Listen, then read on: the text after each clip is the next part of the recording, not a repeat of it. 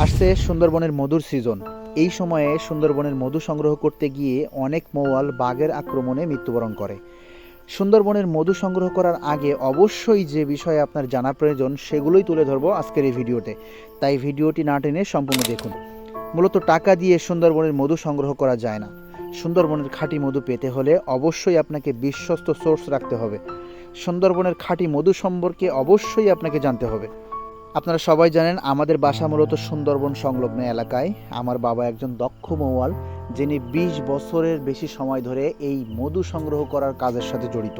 তাছাড়া আমরা এ পর্যন্ত হাজার হাজার কাস্টমারের কাছে আমাদের সুন্দরবনের মধু পৌঁছে দিয়েছি। আপনি চাইলে আমাদের ফেসবুক পেজটি ঘুরে আসতে পারেন।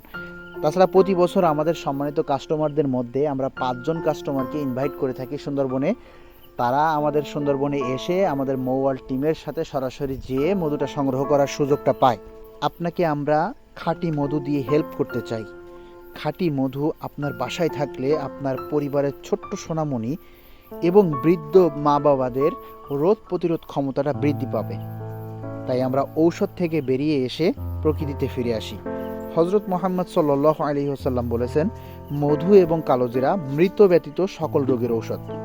খুব শীঘ্রই আসছে সুন্দরবনের মধু, আমাদের সাথেই থাকুন। আসসালামু আলাইকুম ওয়া রাহমাতুল্লাহ।